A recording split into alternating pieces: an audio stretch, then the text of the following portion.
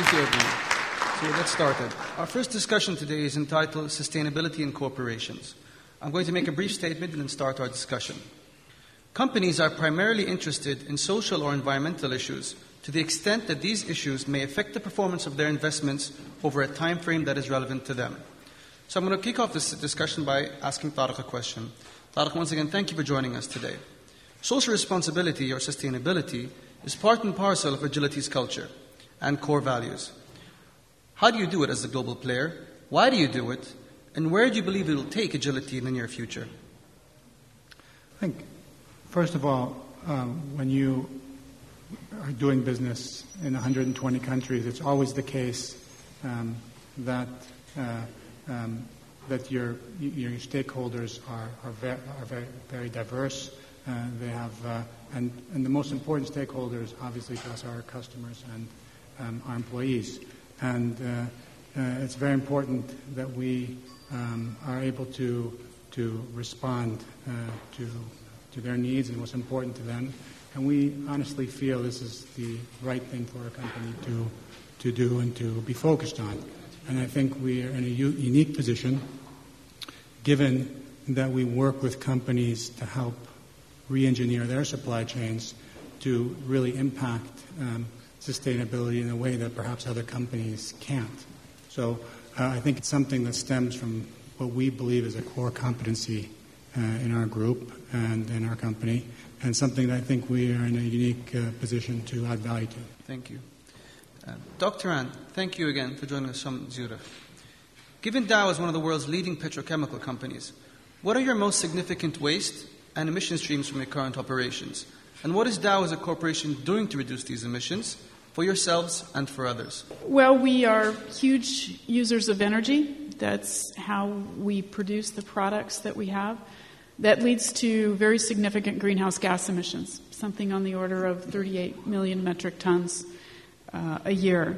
We also are users of a lot of water, primarily to cool our processes and manage heat flow in them. And so those are significant opportunities for us. We've had tremendous success on the greenhouse gas front. We've reduced those on an absolute basis, in spite of the growth of the company, but on an absolute basis, more than 20% since 1990. Those of you who follow the Kyoto Protocol will know that that's well in excess of those Kyoto targets. And that focus continues unabated. You can do that with incremental projects. Your engineers and your operators that are in the plants who see those opportunities. Sometimes you need a technology change. We have a new technology developed with BASF, obviously a significant competitor of ours, that is a huge reduction in wastewater, but it's also a huge reduction in energy. That's a basic building block of the chemical industry, from everything that's the seat cushions that we're sitting on to the toothpaste that you probably used this morning. Water has been a little bit more interesting because water is one of those resources that, frankly, we treat as though it was infinitely abundant and free until it's not available at any price. And so our path on water, I would say, is at a much earlier stage in terms of really starting to think about water use, how we could use it more efficiently, where it goes, and what the impacts are on the ecosystems that, frankly, we're dependent on at our locations. But the other thing to keep in mind as we work on our footprint is what are we doing in terms of delivering science and technology to help other people manage those same issues. So, for example, insulation that we produce and sell in the world, in just a few applications, saves more greenhouse gas emissions by a factor of 3 than our entire company uses or emits. And the same sort of thing on water. Dow Technology treats more than 9 billion gallons of water a day in the world. So there's an opportunity not to just work on our footprint, but again to help others be successful in facing a number of the same challenges. Thank you. Chad, thank you for joining us from New York. You come from quite a colorful background of social engagement. Sports celebrities, presidents, and even young children. Can you tell us a special story or two of clients that took on a bold role of addressing a global problem What were some of the outcomes of those strategies or decisions? Right. I think I'd be remiss if I didn't start with my former employer, MTV, in large part because they have built a long history of engaging companies, nonprofits, and their audience on a variety of issues, not just the environment. So I mentioned Rock the Vote having started back in 1991-92. It really was about educating and empowering young people on any issue that they cared about during the presidential election, including the environment. So that year there was George H.W. Bush, Bill Clinton running, as well as Ross Perot. You know, through documentaries, public service announcements, grassroots events where we get young people to register to vote. It was the largest youth vote turnout in 20 years since young people were given the right to vote in 1972. And then President-elect Clinton said it was MTV that actually helped elect him and Al Gore president and vice president. Now, more than that launched 20 years of pro-social work at MTV, so that when I, in 2004, was working again for MTV, nonprofits and foundations, including environmental foundations, were actually giving us money to cover issues. Anywhere from $3 to $5 million a year from nonprofit groups and upwards of $5 to $7 million a year from for-profit groups.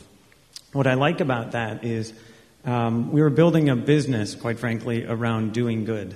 And you could show that you could do well by doing good. So that's one example. Another one I'd like to point out that we certainly all know that in 2008 and 2009, pretty tough economy, even obviously lingering today. And in the United States, job security was a big issue and still is today. So a car company, Hyundai, came up with a very creative opportunity to engage the American consumer. And they came up with something called the Hyundai Assurance Program. They said that if you buy a car from them and then lost your job within 6 months, you could take the car back. No questions asked. And in a year in which the average auto sales went down 22%, Hyundai increased theirs 9%. So a 31% turnaround, and they attribute it directly to the assurance program. So what I like to work with our clients on is understanding that there doesn't necessarily have to be a trade-off between sustainability and profit, or doing good and profit. There really can be something called shared value between the two, and we saw that in these two instances. Thank you. So I'd like to pose another statement and ask the three panelists who just spoke to respond to it. So here it goes. What can a government offer as incentives to encourage sustainability or social responsibility within corporations and promote transparent behavior, holding leaders as well as their respective employees accountable for their actions? So let's start again with Tariq. Please, if you could respond. I think first and foremost that the way to tackle this issue is from the stakeholders' perspective.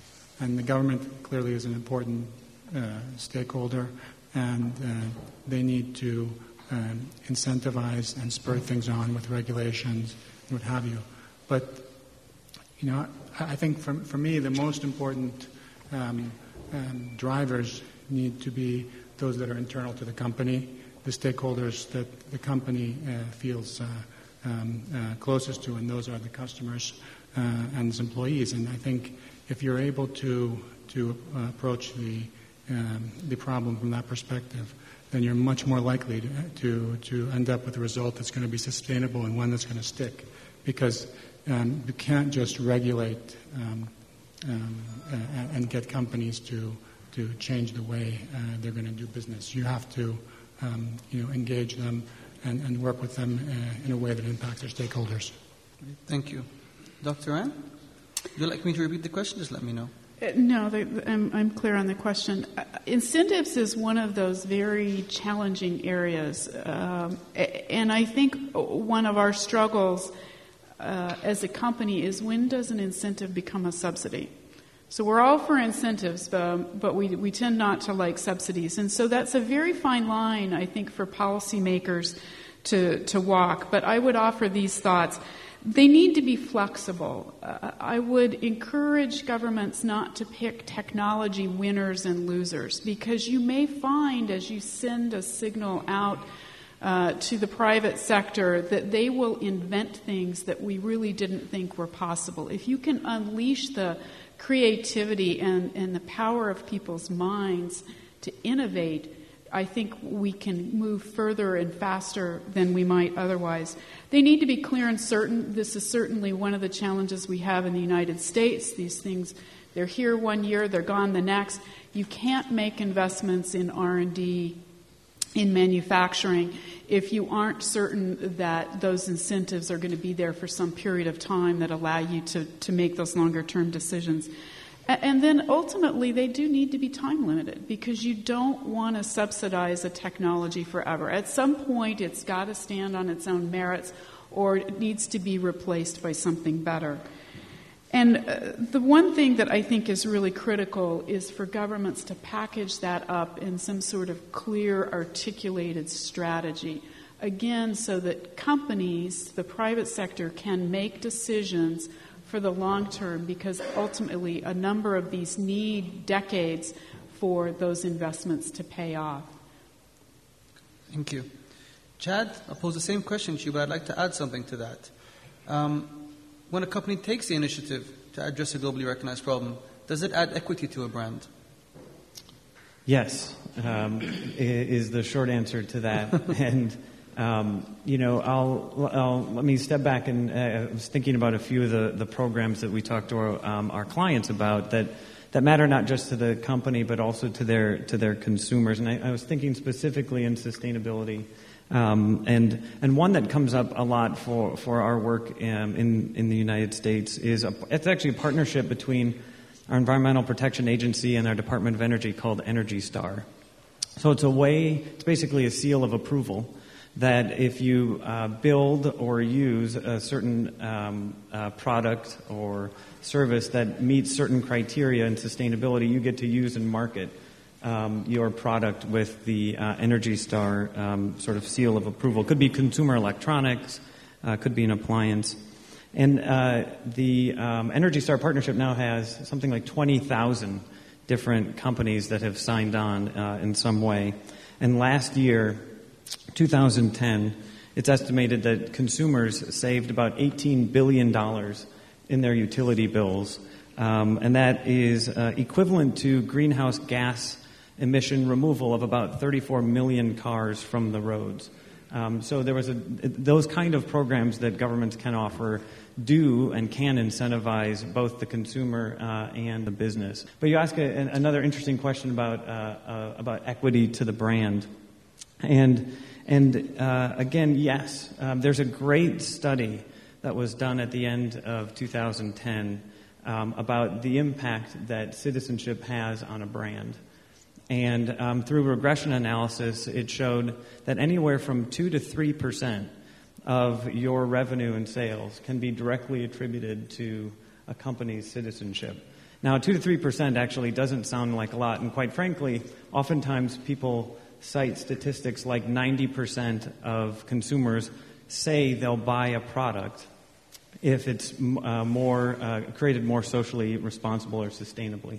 But 2 to 3% is actually a great number. So if you are, I was doing some quick math here, if you're Dow Chemical and you are a $54 billion company, that is approximately $1 to $2 billion a year that this study shows could be directly attributed to Dow's work on sustainability and citizenship. Thank you. This concludes the corporate segment of our discussions. Thank you, panelists, for sharing your experiences and outlook with us.